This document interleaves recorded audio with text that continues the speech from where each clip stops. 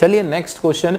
तो ये तो हमारे 44 जो 10 क्वेश्चन हमने किए, ये हमारे पैसेज के क्वेश्चंस थे। उम्मीद है दोस्तों बहुत अच्छे से आप लोगों को समझ में आया होगा पैसेज, और उसके क्वेश्चंस भी हमने किए। आगे अब चलते हैं, 45 वाला क्वेश्चन हमारा अलग क्वेश्चन है, एरर करेक्शन का क्वेश्चन है, ठीक है। और इसमें देखना है कि क्या एरर है, चलिए देखते हैं।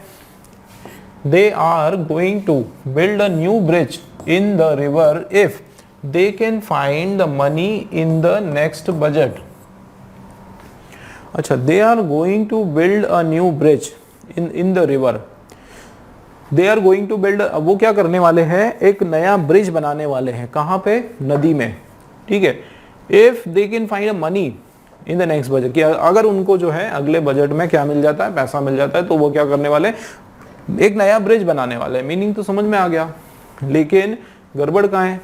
तो देखो, दे आर कंटिन्यूस टेंस का सेंटेंस है, ठीक है। तो दे के साथ आर, ये बराबर है। गोइंग टू बिल्कुल बराबर है, गोइंग टू के बाद वर्ब का फर्स्ट फॉर्म, ये भी हमारा करेक्ट है। क्या, अ न्यू ब्रिज, एक नया ब्रिज। कहां पर, इन द रिवर, नदी के अंदर बनाने वाले हैं दोस्तों, ठीक है। और आप जब निकलोगे वहां से, तो नदी में डुबकी मार के अंदर से फिर चढ़ोगे ब्रिज पे, फिर निकलोगे। क्या ऐसा होगा, नहीं होगा। तो जाहिर सी बात है यहाँ पर इन आपका जो है रॉन्ग हो गया। क्या होगा, ऑन द ब्रिज, ब्रिज के ऊपर बनाने वाले हैं, इन थोड़ी है, ब्रिज के अंदर थोड़ी बनाने वाले हैं, ठीक है ना। तो एरर जो है हमारा कहां पर आ गया, ये हो गया इस पार्ट में, सी वाले पार्ट में एरर है हमारा, मतलब इन के बदले ऑन हो जाएगा, ठीक। चलिए नेक्स्ट क्वेश्चन जो है, dash of his life was spend in jail as he was caught in a heinous crime. Heinous का मतलब बहुत ही ज्यादा गंभीर क्राइम, बहुत ही एकदम सीरियस,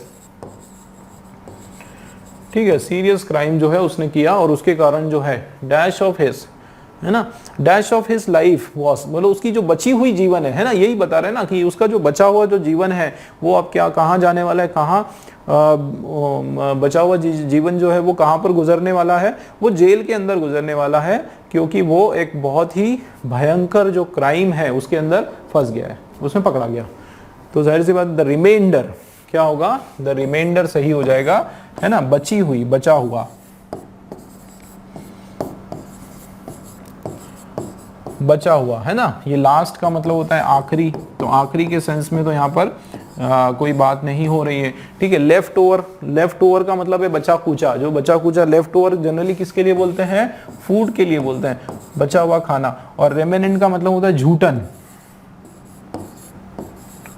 झूठन मतलब जो झूठा बचा खाना है ना, जो बचा कुचा खाना जो थाली के अंदर होता है, रेमेनेंट, उसको बोलते हैं लेफ्ट ओवर, बचा हुआ खाना वो। और लेफ्ट ओवर भी जो है हम लोग जो बचा हुआ क्या, फूड वगैरह, उसके लिए यूज करते हैं। तो राइट वर्ड जो है इस पर्टिकुलर के लिए कि उसकी जो जीवन का जो आखिरी कुछ बचे हुए जो पल हैं, तो वो रिमाइंडर होंगे, ठीक है, क्लियर है।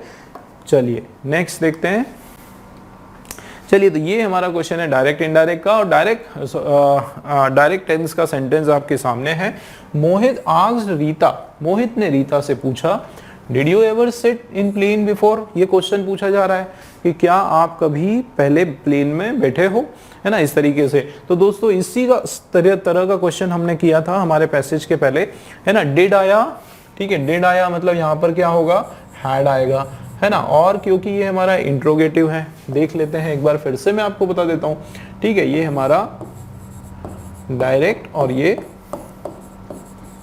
इनडायरेक्ट, ठीक है। तो देखो सबसे पहले क्या है, इंट्रोगेटिव है, तो ये आपका हो जाएगा असर्टिव,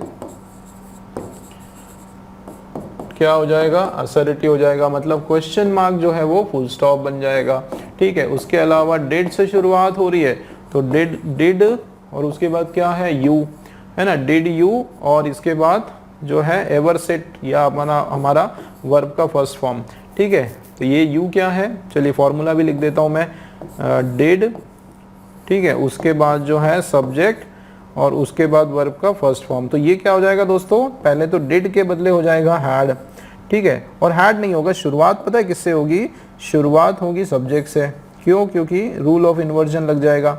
शुरुआत होगी आपकी सब्जेक्ट से, उसके बाद जो है हैड आने वाला है, ठीक है, यू हैड आ जाएगा, और उसके बाद जो है वर्ब का थर्ड फॉर्म आ जाएगा। ये बस इतना सा याद रख लोगे तो काफी कुछ आपका करेक्ट हो जाएगा। सबसे पहले आर्क्स तो बिल्कुल सही है क्योंकि क्वेश्चन पूछने की बात हो रही है, और जो है ये क्वेश्चन पूछ रहा है तो यहाँ पे या तो इफ आ जाएगा या फिर वेदर, ठीक है, इफ या वेदर दोनों में से कुछ एक आ जाएगा। तो यहाँ पर क्या लिखा हुआ है, रीता आस्क इफ, तो इफ बिल्कुल बराबर है। देखो वैन नहीं होगा, वाई नहीं होगा, और वेदर हो सकता है, दो तो हमने कैंसिल कर दिए है ना, वैन और वाई नहीं होने वाला है। अब देखते हैं कौन सा वाला हमारा सही है। सबसे पहले टेंस देखो दोस्तों, टेंस चेंज होगा, हैड हो जाएगा, ये याद रखना है बिल्कुल आपको, क्योंकि मोहित आस्क रीता इफ, ठीक है, शी, और देखो ये क्या है, सब्जेक्ट, बिल्कुल बराबर है। उसके बाद क्या है, हैड आ गया है ना, हैड आ गया। उसके बाद सिट, सेट, सेट, ये आपका बिल्कुल वर्ब का कौन सा फॉर्म है, थर्ड वाला फॉर्म है, ठीक है, सेट, सेट और सेट, ये आपका V1, V2 और V3 बिल्कुल सही है, तो वर्ब का थर्ड फॉर्म है, तो सेट इन द प्लेस। और एक और क्या ध्यान देना कि बिफोर, तो have you ever sit in the plane before, अब बिफोर मतलब पहले, तो बिफोर का लास्ट ईयर होगा क्या, बिफोर का लास्ट ईयर, देखो लास्ट ईयर, प्रीवियस ईयर, अब बिफोर का मतलब ये नहीं है कि पिछले साल, हो सकता है पिछले 5 साल पहले। बिफोर मतलब कभी भी बिफोर, कोई भी पास्ट हो सकता है, बिफोर आपका इंडेफिनिट पास्ट है, और ये लास्ट ईयर एग्जैक्ट बात हो रही है, तो मतलब यहाँ पर ये लास्ट ईयर नहीं होगा, है ना, लास्ट ईयर रॉन्ग कर दिया इन्होंने, मतलब ए वाला ऑप्शन भी आपका रॉन्ग, और ये वाला डी ऑप्शन है हमारा एब्सोल्युटली करेक्ट है दोस्तों। देखो आप, मोहित आस्क्ड रीता, पूछा उसने वेदर, ठीक है, वेदर भी लगा सकते हो, इफ भी लगा सकते हो, उसमें कोई एरर नहीं है।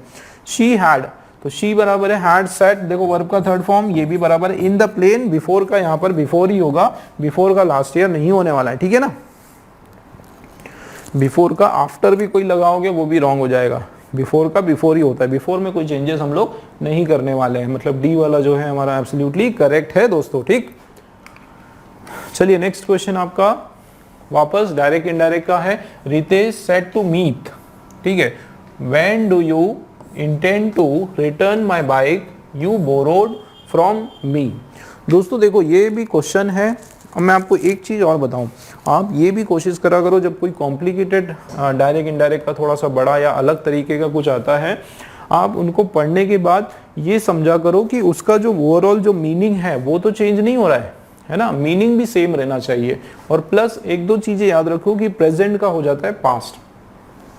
अब ये डू डज है ना, मतलब ये प्रेजेंट टेंस में है, तो डू और डज जो आ गया मतलब ये आपका प्रेजेंट इंडेफिनिट में है, तो इधर वॉज जो है उधर प्रेजेंट का जो है पास्ट हो जाएगा, मतलब डेड हो जाएगा, सीधा सीधा। व्हेन का क्या हो जाएगा, डेड हो जाएगा, और व्हेन का व्हेन ही रहेगा। देख लेते हैं, चलिए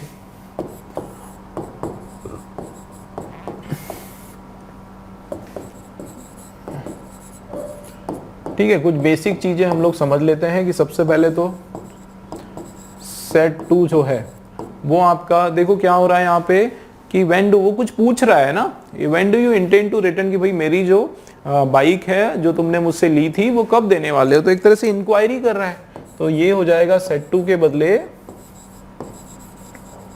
इंक्वायर्ड, ठीक है ना, सेट टू के बदले क्या हो जाएगा, इंक्वायर्ड हो जाएगा। चलिए ठीक है, आगे क्या कि हाँ यू जो है व्हेन डू यू, तो वो उसने यू का हो जाएगा ही, ठीक है, और जो है व्हेन लिखा हुआ है तो व्हेन के लिए व्हेन ही रहेगा, ठीक है, लेकिन एक रूल ऑफ इन्वर्जन याद रखो, व्हेन और इधर क्या लिखा है डू और उसके बाद सब्जेक्ट, तो हम लोग क्या करेंगे दोस्तों, WH का वर्ड, उसके बाद पहले सब्जेक्ट, पहले क्या सब्जेक्ट, ठीक है, उसके बाद जो है फिर आपका जो भी डू डज है वो आने वाला है। डू तो नहीं होगा, जाहिर सी बात है, डिड होगा, क्यों, पास्ट टेंस हो जाएगा। प्रेजेंट टेंस का प्रेजेंट का पास्ट हो जाएगा, तो ये आपको याद रखना है। और क्या है, माई बाइक फ्रॉम यू, ये बाकी तो सेम है, कोई प्रॉब्लम नहीं है ना, तो इंटेंड का हो जाएगा इंटेंडेड, तो नहीं डू है तो डिड हो जाएगा, बाकी सेम रहेगा इंटेंड। चलिए पढ़ते हैं, तो रितेश आस्क्ड ढूंढो, सबसे पहले इंक्वायर्ड ढूंढो, sorry inquired inquired inquired inquired, सब सही है दोस्तों। एक चीज याद रखो, कभी भी इंक्वायर्ड जो है उसके साथ भी जो है ऑफ, ये कोई भी प्रीपोजिशन नहीं लगता है, ठीक है, ये कोई भी प्रीपोजिशन जो है इंक्वायर्ड के साथ नहीं लगने वाला, इंक्वायर्ड के साथ ऑफ प्रीपोजिशन नहीं लगेगा, ए वाला रॉन्ग, बिल्कुल फर्स्ट में कैंसिल कर दो बिना सोचे, क्यों, क्योंकि इंक्वायर्ड के बाद सीधा आपका जो है ऑब्जेक्ट आने वाला है, ठीक है, कोई भी प्रीपोजिशन टू या ऑफ या इस तरीके का कोई प्रीपोजिशन नहीं लगने वाला, इंक्वायर्ड टू मीट बिल्कुल रॉन्ग हो गया, ठीक है, तो ये हमारे दो जो है ऑप्शंस पहले से हमने क्रॉस आउट कर दिए। अब क्या बचा, चलिए तो देखो यहाँ पर क्या है, Ritesh enquired Meet, when Meet intended to return the bike, देख लेते हैं।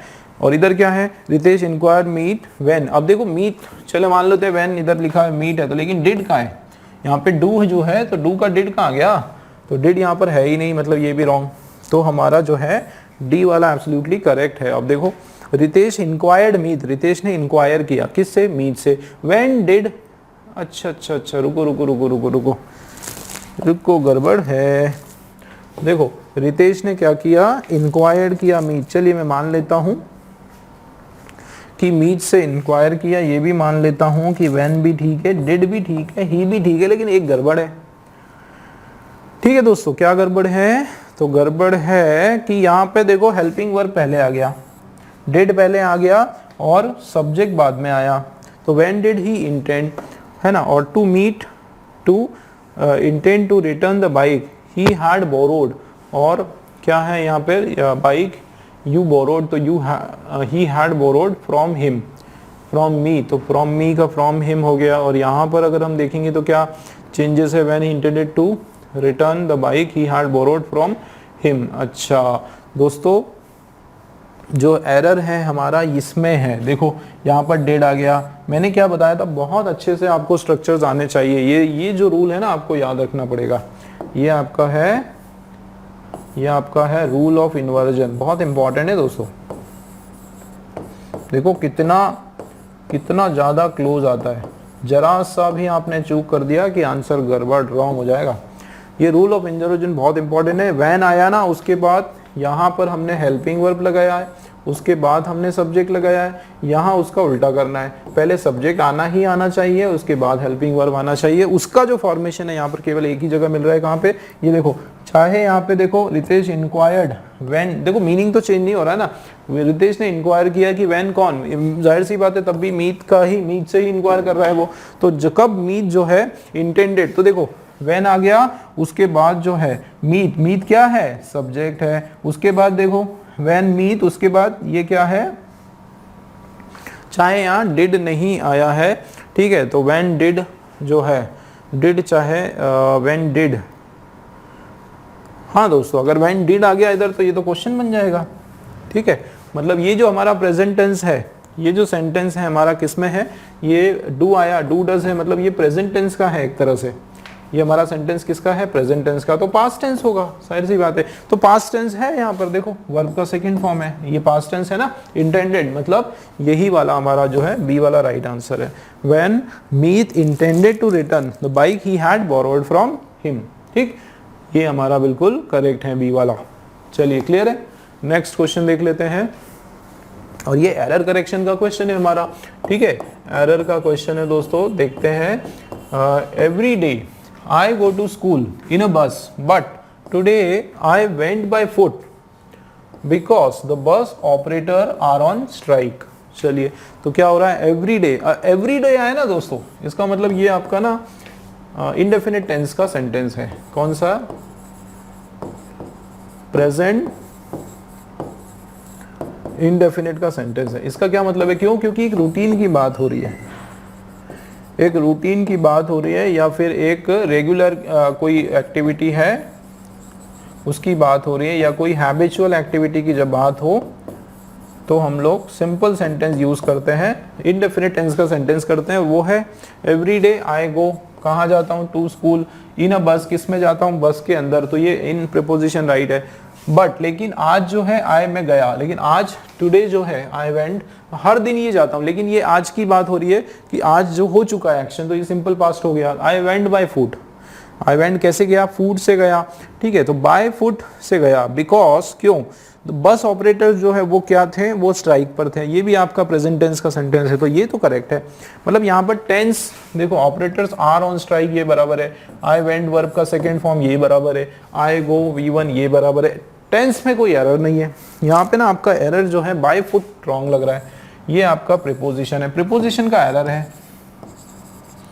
ठीक है ना, प्रीपोजिशन एरर है यहाँ पर, और ये जो है ना दोस्तों बाय फुट नहीं होता है, बाय किसके साथ होता है, बाय किसी सोर्स के साथ होता है, सोर्स या मीडियम,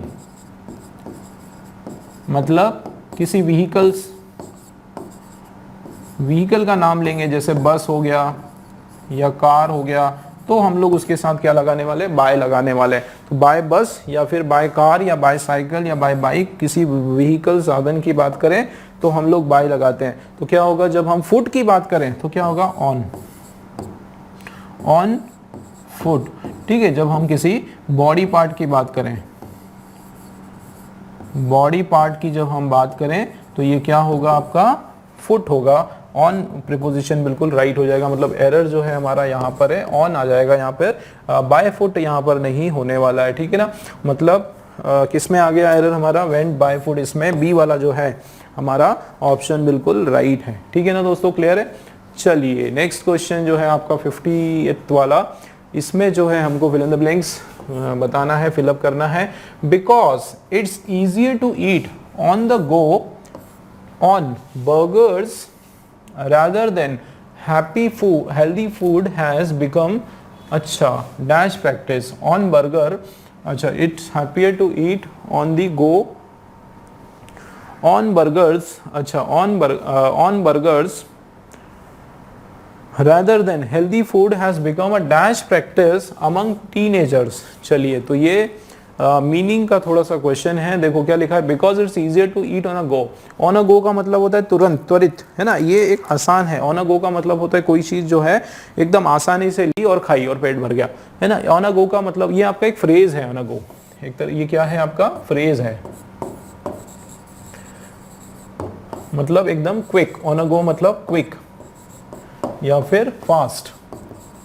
ठीक है, कि ये बड़ा आसान है ऑन अ गो उसको खाना, किसको, बर्गर को। On a go on burger मतलब बर्गर्स को खाना जो है बड़ा आसान होता है, एकदम पका पकाया तैयार होता है, खाया और पेट भर जाता है हमारा। रादर देन हेल्दी फूड, तो ये आजकल जो है हेल्दी फूड तो नहीं है, हेल्दी फूड के बजाय जो है ऑन अ गो वाला फूड खाना जो है वो ज्यादा लोग प्रेफर करते हैं। मतलब ऐसा फूड जो तुरंत उनको अवेलेबल हो जाए, वो खाए, अपना पेट भर जाए, बिल्कुल कुछ 5 मिनट के अंदर 2 मिनट के अंदर उनका पेट भर जाए। इस तरह से लोग जो है ऑन अ गो वाला जो फूड है उसको खाना, बर्गर्स को वो प्रेफर करते हैं। Rather than healthy food has become, और ये जो है हेल्दी फूड के बजाय इस तरह के फूड को खाना लोग पसंद करते हैं। और ये क्या बन गया है, ये एक तरह से डैश प्रैक्टिस अमंग टीनेजर्स, एक तरह से ये बहुत ही रेगुलर प्रैक्टिस बन गई है, बहुत ही नॉर्मल प्रैक्टिस बन गई टीनेजर्स के सामने। तो क्या होगा, सोलोइंग प्रैक्टिस या गॉबलिंग प्रैक्टिस, एब्जॉर्बिंग। देखो गॉबलिंग मतलब निगलना, फटाफट खाना, जल्दी जल्दी ठूसना जिसको कहते हैं।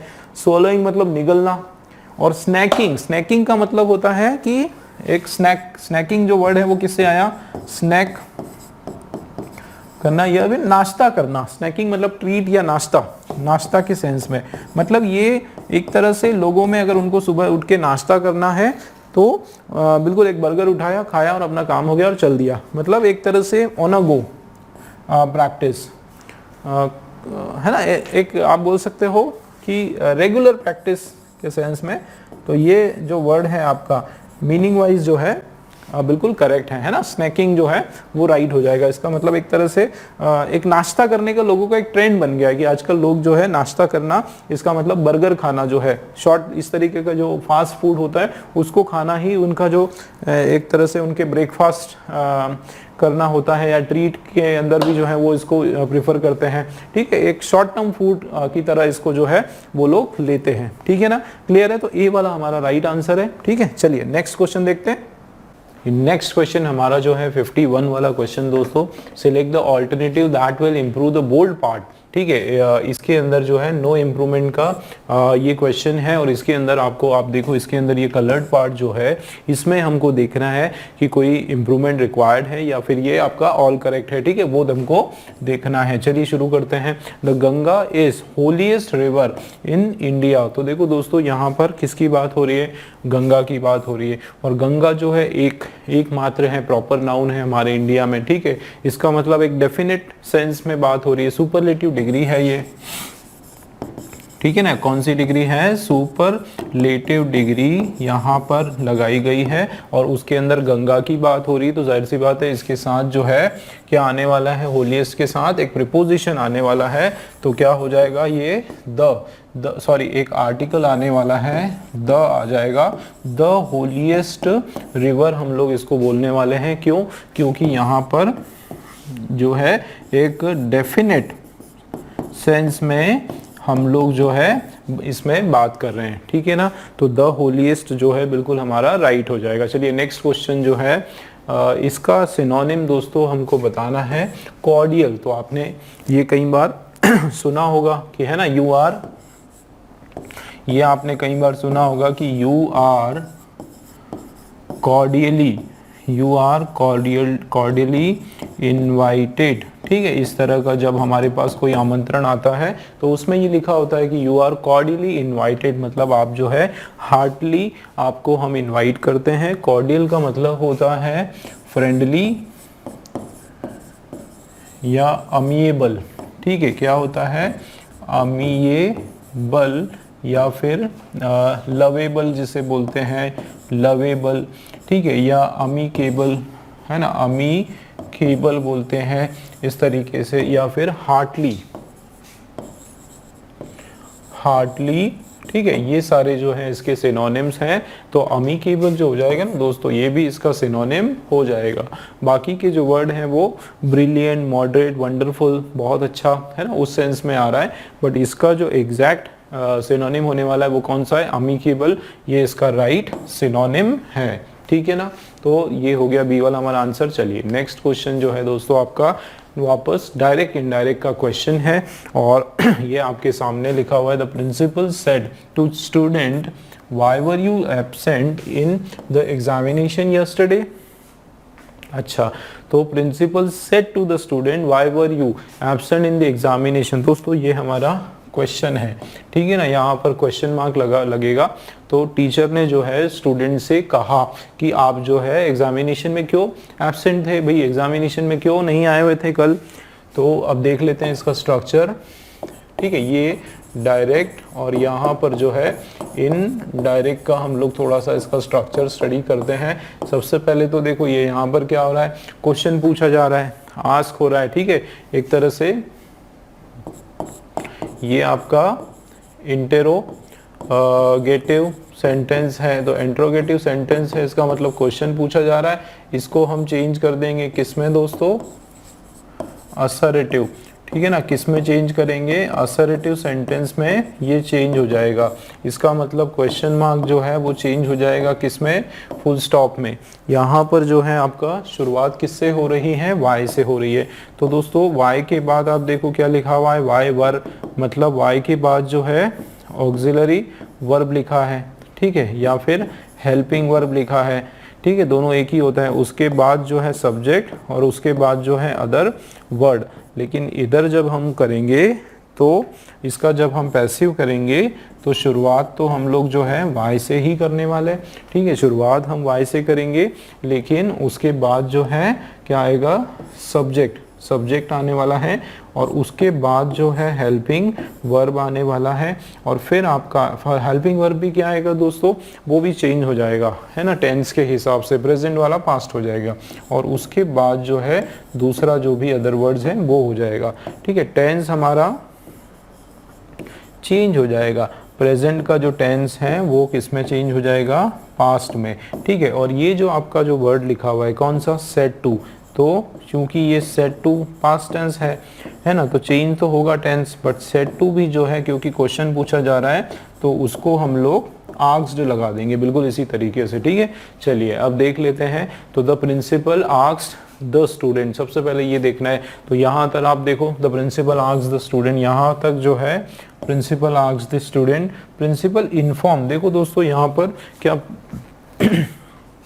क्या प्रिंसिपल स्टूडेंट को किसी तरीके से इंफॉर्मेशन दे रही है, नहीं, है ना, कि ही विल नॉट कम, इस तरीके से कुछ बात बताई गई हुई थी। इंफॉर्मेशन यहाँ पर नहीं दी जा रही है, यहाँ पर जो है सीधा सीधा क्वेश्चन पूछा जा रहा है कि कल जो है आप एब्सेंट क्यों हुए थे। तो जाहिर सी बात है इंफॉर्मेशन की यहाँ पर कोई बात नहीं हो रही है। सी वाला जो ऑप्शन है आपका हमने क्रॉस आउट कर दिया। प्रिंसिपल आस्क्स द स्टूडेंट, तो ये 3 हमारे ऑप्शन आस्क्स द स्टूडेंट तक के हैं, ठीक है, जो तीनों पॉइंट में जो है बिल्कुल राइट है। लेकिन दोस्तों चूंकि मैंने कहा है कि स्ट्रक्चर का वो लोग पूछते हैं क्वेश्चन में, एग्जामिनर वो ये समझना चाहता है कि हमको जो है इसका स्ट्रक्चर या इसका टेंस के इसके रूल्स हमको पता है या फिर नहीं है। तो ये जो रूल मैंने आपको बताया यहाँ, ये जो रूल जिसको हम लोग बोलते हैं rule of inversion, rule of inversion, ये जो रूल है हमारा ये कहलाता है रूल ऑफ इन्वर्जन, जिसके अंदर हम लोग इधर जो है वाई, उसके बाद हेल्पिंग वर्ब, उसके बाद सब्जेक्ट, उसके बाद अदर वर्ड, लेकिन वाई और यहाँ पे जो है पहले सब्जेक्ट आएगा फिर उसका हेल्पिंग वर्ब आएगा, और हेल्पिंग वर्ब कौन सा हो जाएगा, पास्ट में आ जाएगा। तो देखो दोस्तों यहाँ पे क्या है, वाई है, तो वाई में जो है दैट लगाने की जरूरत नहीं है, वाई खुद अपने आप में रिलेटिव प्रोनाउन का काम करेगा। तो ठीक है, वाई यहाँ पर लग गया, वाई लग गया, और यहाँ पर भी इन्फॉर्म, तो ये तो कैंसिल हो गया, वाई तीनों में है। उसके बाद जो है दोस्तों आपका क्या आना चाहिए, यू जो है, यू का क्या हो जाएगा, स्टूडेंट से पूछ रहे हैं और स्टूडेंट एक ही स्टूडेंट है तो ही हो जाएगा। तो देखो आप वाई, उसके जस्ट बाद क्या आना चाहिए, ही आना चाहिए वाई के बाद। क्यों, क्योंकि यहाँ पर रूल है हमारा, वाई के बाद डायरेक्ट सब्जेक्ट आना चाहिए। तो यहाँ पर वाई के बाद देखो क्या आया, हैड आया, तो यहाँ पर हैड जो है ये नहीं आने वाला है, ठीक है, हैड आपका रॉन्ग हो गया। मतलब हमारे पास जो है 2 ऑप्शन है, बी और सी। वाई के बाद मैंने क्या कहा कि ही आना चाहिए, सब्जेक्ट आना चाहिए, तो यहाँ पर सब्जेक्ट है ही। अब इसके बाद जो है हैड बीन दोनों जगह दोस्तों देखो, हैड बीन एब्सेंट, यहाँ पर भी हैड बीन एब्सेंट, बिल्कुल, क्योंकि यहाँ पर देखो ऑलरेडी पास्ट टेंस में है ना, यहाँ पर ये जो है ऑलरेडी पास्ट टेंस में है, तो प्रेजेंट वाला दोस्तों पास्ट हो जाता है। लेकिन अगर कोई पास्ट में आया तो वो फिर आपका क्या हो जाएगा, पास्ट का परफेक्ट हो जाएगा। क्या हो जाएगा, पास्ट का परफेक्ट हो जाएगा, ठीक है। तो ये आपको याद रखना है ना। तो पास्ट का परफेक्ट हो जाएगा मतलब हैड बीन हो जाएगा। तो यहाँ पर देखो क्या लिखा हुआ है, हैड बीन, और इधर भी जो है हैड बीन, मतलब फिर प्रॉब्लम कहाँ है, लास्ट तक हमको लेके जाना है। एब्सेंट, ठीक है, कहाँ, इन the examination the previous day. अब इसको देखो आप क्या लिखा है क्वेश्चन में, यस्टरडे, तो यस्टरडे को हम क्या बोल सकते हैं, द प्रीवियस डे बोलेंगे, ठीक है। नेक्स्ट डे जो होता है ना दोस्तों, नेक्स्ट डे जो है ना वो हम किसको बोलते हैं, टुमारो को बोलते हैं। किसको बोलते हैं, टुमारो को बोलते हैं। देखो पूरा सिमिलर है, लास्ट तक पूरा सेम है, बस इस पर्टिकुलर वर्ड के अंदर एरर आ गया, ठीक है। तो ये आपको समझना पड़ेगा कि नेक्स्ट का मतलब होता है अगला, मतलब टुमारो की बात हो रही है यहाँ पे, पिछले दिन, यस्टरडे का मतलब होता है पिछला, मतलब पीछे वाले दिन की बात हो रही, जो कि यहाँ पर हमारा है। इसका मतलब जो है बिल्कुल बी वाला हमारा राइट आंसर है, और डी वाला जो है दोस्तों रॉन्ग हो गया, ठीक है। इस तरीके से सॉल्व करना है, B is our right answer. चलिए नेक्स्ट क्वेश्चन जो है 54 वाला दोस्तों, एक्टिव पैसिव का क्वेश्चन है ये हमारा, जो है I promise to furnish all the document required for the assignment, select the correct active voice, ठीक है। तो it was promise, it is promise, अच्छा ये भी है जो है हमारा एक्टिव नहीं होगा, यहाँ पर पैसिव होगा, ठीक है। मतलब ये जो पर्टिकुलर क्वेश्चन है आपका किस फॉर्म में दिया हुआ है, ये हमारा एक्टिव वॉइस में दिया हुआ है दोस्तों, ठीक है ना, एक्टिव वॉइस में दिया है। देख लेते हैं एक्टिव और पैसिव के कुछ इसके हिसाब से हम लोग कुछ स्ट्रक्चर स्टडी कर लेते हैं। देखो क्या लिखा हुआ है, आई प्रॉमिस टू फर्निश। तो सबसे पहले आप ये समझो कि सब्जेक्ट क्या है, आई इसके अंदर सब्जेक्ट है, और ये जो प्रॉमिस है ये वर्ब का फर्स्ट फॉर्म है, मेन वर्ब का फर्स्ट फॉर्म है, और आई प्रॉमिस, ठीक है, मेन वर्ब का फर्स्ट फॉर्म, और ये टू फर्निश ऑल दी। अब इसमें अगर आप देखा जाए तो टू आ गया दोस्तों, और टू के बाद वर्ब का फर्स्ट फॉर्म और ऑल दी डॉक्यूमेंट, ये पूरा का पूरा जो है ना ये आपका अदर वर्ड्स है, यहाँ तक पूरा क्या है, अदर वर्ड्स है। इसका मतलब इसके अंदर जो है, इसके अंदर आपका ऑब्जेक्ट नहीं है, object is not present there. तो देख लेते हैं, सबसे पहले देखो सब्जेक्ट, उसके बाद वर्ब का फर्स्ट फॉर्म, और उसके बाद जो है सीधा आपका अदर वर्ड्स हैं। तो हम लोग क्या करेंगे, जब इस तरह का कोई स्ट्रक्चर बनता है जिसके अंदर ऑब्जेक्ट नहीं है, तो हम लोग फिर इट जो सब वर्ड है उसको ऑब्जेक्ट समझेंगे, है ना। हम लोग शुरुआत किससे करेंगे, इट से करेंगे, और उसके बाद जो है हेल्पिंग वर्ब या फिर ऑक्सिलरी वर्ब जिसको कहते हैं उससे हम लोग लिखेंगे, और उसके बाद जो है मेन वर्ब अगर हुआ तो उसका कौन सा फॉर्म, थर्ड फॉर्म, और उसके बाद जो है अदर वर्ड्स लगाएंगे। ठीक है, अब इसमें एक चीज़ आप ध्यान दो कि ये वर्ब अगर आपका प्रेजेंट टेंस है जो कि है, ठीक है, वर्ब का फर्स्ट फॉर्म, तो ये हमारा जो है ये हेल्पिंग वर्ब भी प्रेजेंट टेंस होगा, मतलब इज या फिर एम या फिर आर, इन तीनों में से ही कुछ होने वाला है, उसके अलावा कुछ और नहीं होगा। क्यों? क्योंकि दोस्तों ये प्रेजेंट टेंस में है। पूरा का पूरा हमारा जो सेंटेंस है किस में है, प्रेजेंट टेंस में है। तो मतलब जब हम इसका पैसिव करेंगे तो ये किस में होगा, प्रेजेंट टेंस में होगा, पास्ट टेंस में नहीं होगा। देखो इट से शुरुआत हो रही है, बराबर है, हाँ है नहीं, यहाँ पे इट लगेगा, है ना, इट लगेगा, इट से शुरुआत हो रही है, बराबर है। लेकिन ये देखो हेल्पिंग वर्ब जो है ये कौन से टेंस का दे दिया इन्होंने, पास्ट का दे दिया, तो रॉन्ग हो जाएगा। क्यों? क्योंकि हमको चाहिए प्रेजेंट टेंस का। तो देखो सबसे पहले ये, उसके बाद ये देखो हैज़ बीन जो है प्रॉमिस, ये परफेक्ट टेंस का हमारा सेंटेंस हो गया। लेकिन दोस्तों ये परफेक्ट का नहीं है, ये सिंपल हमारा सेंटेंस है। ठीक है, ये हमारा सिंपल प्रेजेंट या फिर इनडेफिनिट का सेंटेंस है, तो हैज़ बीन नहीं होने वाला, ये रॉन्ग हो गया। अब जो है ये हो सकता है, ठीक है, इज आ गया, इट के साथ जो है बिल्कुल इज आता है, तो ये हमारा करेक्ट है। और हैव प्रॉमिस जो है यहाँ पर नहीं होने वाला है, I have promise to furnish, अच्छा आई प्रॉमिस, अच्छा सब्जेक्ट नहीं ऑब्जेक्ट को शुरुआत करेंगे।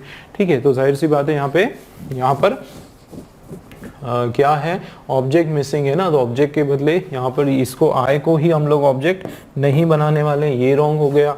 मतलब हमारा जो आंसर है सी वाला, ठीक है ना दोस्तों, सी वाला आंसर हमारा बिल्कुल करेक्ट है। चलिए देखिए, इट इज प्रॉमिस, देखो वर्ब का कौन सा है, थर्ड वाला फॉर्म। अब आगे जो भी एक्स्ट्रा है कि आई, ये जो है अदर वर्ड्स, और उसके साथ जो है बाय लगा के जो है सब्जेक्ट भी हम लोग लगा सकते हैं। तो इट वॉज प्रॉमिस बाय मी, बिल्कुल ये स्ट्रक्चर आप लगाओगे, मतलब ये आपका पहले यहाँ पर हो जाएगा बाय करके सब्जेक्ट, ठीक है, और उसके बाद जो है अदर वर्ड्स आ जाएगा, तो वो है ना, ये आप थोड़ा सा समझ सकते हैं। चलिए, तो क्या होगा, प्रॉमिस बाय मी, और बाकी एक्स्ट्रा चीजें to all the documents required for the assignment. ठीक है, लेकिन स्ट्रक्चर याद रखो, कंसेप्ट याद रखो, ये आपका जो है ऑब्जेक्ट, नहीं सॉरी, ये आपका ऑब्जेक्ट, ये हेल्पिंग वर्ब, ये वर्ब का तीसरा वाला फॉर्म, और ये बाय, और ये हमारा सब्जेक्ट है ना। इसी तरीके से बिल्कुल इसको सॉल्व करना है। ठीक है, चलिए नेक्स्ट क्वेश्चन देखते हैं। और नेक्स्ट वाला जो क्वेश्चन है दोस्तों, एरर करेक्शन का क्वेश्चन है हमारा। ठीक है, ग्रामेटिकल एरर है, इस यहाँ से लेकर जो यहाँ तक, देखते हैं कहाँ पर किस पार्ट में एरर है। Ramesh is very much sorry about the financial loss that he inflicted upon his close friend while working together on the same project. ठीक है, तो यहाँ पर क्या बताया जा रहा है, मीनिंग क्या आ रहा है कि रमेश जो है वो वेरी मच सॉरी है, बहुत सारा वेरी मच सॉरी है, किसके बारे में, एक जो फाइनेंशियल, जो पैसे में जो घाटा इनको हुआ, वित्तीय जो घाटा इनको हुआ, दैट ही इन्फ्लिक्टेड अपॉन, जो उसके कारण हुआ है ना, हिज क्लोज, जो उसके कारण जो है उसके क्लोज फ्रेंड को हुआ, वाइल वर्किंग टुगेदर, जब ये लोग साथ में काम कर रहे थे, तो इसके कारण जो है, इसके पार्टनरशिप के कारण, या इसके कुछ ऐसे स्टेप इसने लिए होंगे, या कुछ ऐसे सौदे किए होंगे जिसके कारण इनको फाइनेंशियल लॉस हुआ, तो उसके बारे में जो है उसको बड़ा पछतावा हो रहा है, वो उस चीज़ के लिए बहुत ही ज़्यादा सॉरी फील कर रहा है। ठीक है, इस तरीके से बिल्कुल यहाँ पर बताया जा रहा है। अब आप एक चीज़ देखें कि यहाँ पर जो है रमेश की बात हो रही है, जो कि हमारा सिंगुलर सब्जेक्ट है। ठीक है, तो रमेश क्या है, सिंगुलर सब्जेक्ट है दोस्तों, तो उसके बाद जो वर्ब है वो भी सिंगुलर वर्ब होगा, बिल्कुल सही है। ठीक है, तो इसमें सब्जेक्ट वर्ब में कोई प्रॉब्लम नहीं। अब वेरी मच सॉरी, तो इसमें दोस्तों क्या मुझे बताओ कि यह वेरी की ज़रूरत है ना, कि मच क्या होगा बताओ, रमेश इज मच सॉरी, नहीं मच सॉरी नहीं होता, सॉरी, वेरी जो है वो तो लगेगा, लेकिन क्या नहीं लगेगा, रमेश इज मच सॉरी की जरूरत यहाँ पर नहीं है। क्या होगा, रमेश इज वेरी सॉरी हो जाएगा, मतलब ये मच जो है ये अननेसेसरी है, इसकी जरूरत आपको नहीं है। Ramesh is very sorry, Ramesh is much sorry नहीं होता, इतना मच वजन की बात नहीं है ना, तो रमेश इज वेरी सॉरी, कोई एक लगाओ दोनों में से, इस एक एडवर्ब जो है वो चल जाएगा, एडजेक्टिव वो आपका चल जाएगा। Ramesh is very sorry about the financial losses that, है ना, आगे देख लेते हैं, दैट ही के बाद वर्ब का सेकेंड फॉर्म इन्फ्लिक्टेड अपॉन, बिल्कुल सही है, अपने फ्रेंड के ऊपर जो उसके कारण हुआ, वाइल वर्किंग के दौरान, काम करने के दौरान, एक साथ काम करने के दौरान एक किसी प्रोजेक्ट पर। ठीक है, बाकी किसी भी स्ट्रक्चर में कोई प्रॉब्लम नहीं है। यहाँ पर वेरी मच में मच नहीं आने वाला है, मतलब एरर जो है हमारा कौन से पार्ट में है, डी वाले में। ठीक है, इसमें हमारा एरर है, मतलब डी वाला जो है दोस्तों हमारा राइट आंसर है। ठीक है, चलिए तो नेक्स्ट क्वेश्चन आपका जो है, select the most appropriate option, fill in the blanks का क्वेश्चन है। The new teacher dash emphasis on overall development rather than only on academics, कि जो नई टीचर जो आए हैं वो क्या करती है, एम्फेसिस ऑन, एम्फेसिस देना मतलब प्रेशर देना, जोर देना, उस पर प्रभाव देना, उसी एक जो काम है उसके ऊपर बहुत ज़्यादा जोर देने की यहाँ पर बात हो रही, कि बहुत ज़्यादा उस पर जोर दे रही हैं, किस पर, ऑन ओवरऑल डेवलपमेंट पर, किसके, रैदर देन ओनली एकेडमिक, की मात्र एकेडमिक पर ध्यान देने के बजाय वो जो नए टीचर हैं वो कंप्लीट जो है पूरे डेवलपमेंट, ओवरऑल डेवलपमेंट पे जोर दे रहे हैं।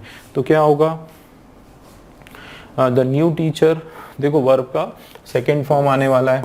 ठीक है, और देने की बात हो रही है तो जाहिर सी बात है रिलीज्ड करना, अरेंज करना, एम्फेसिस, ठीक है, या रियलाइज करना वो नहीं होगा, ये लेड वर्ड जो है ये होता है। ठीक है, लेड होता है, जो कि लेड जो है किसके लिए यूज होता है, एम्फेसिस के लिए। ठीक है, एम्फेसिस के लिए जो है लेड वर्ड बिल्कुल करेक्ट हो जाएगा कि लेड एम्फेसिस। ठीक है, तो ये आपका सी वाला बिल्कुल राइट हो गया। चलिए नेक्स्ट क्वेश्चन देखते हैं।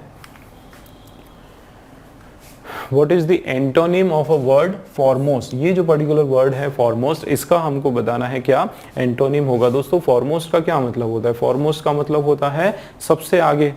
ठीक है, क्या मतलब होता है, सबसे आगे।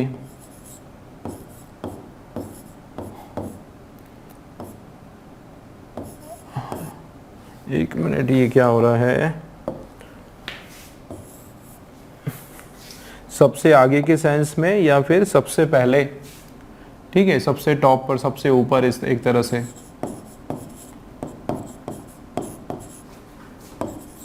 ना, ये उसका सेंस हो रहा है, इसका उल्टा हमको बताना है। तो फॉरमोस्ट का मतलब ये भी होता है कि एक तरह से प्रायोरिटी, ठीक है, या फिर इम्पोर्टेंट, ठीक है, जिसको प्राथमिक कहा जाता है। ठीक है, तो ये हो जाएगा। तो जाहिर सी बात है इसका जो अपोजिट है वो क्या हो जाएगा, अनइम्पॉर्टेंट, है ना, अनइम्पॉर्टेंट जो है इसका अपोजिट हो जाएगा। नेक्स्ट क्वेश्चन देख लेते हैं। चलिए, इसका पैसिव वॉइस बताना है। My students greet me with a smile every morning, कि मेरे स्टूडेंट जो है मेरा स्वागत करते हैं, मुझे ग्रीट करते हैं एक स्माइल के साथ हर मॉर्निंग को। देख लेते हैं इसका क्या होगा, एक्टिव और पैसिव। तो दोस्तों ये देखो यहाँ पर किसकी बात हो रही, सब्जेक्ट क्या है, माई स्टूडेंट हमारा सब्जेक्ट है, ग्रीट जो है वर्ब का फर्स्ट फॉर्म है, और मी जो है ये आपका ऑब्जेक्ट है, और ये जो है एक्स्ट्रा या अदर वर्ड्स है। और इसके स्ट्रक्चर की अगर बात करें तो देखो क्या हो रहा है,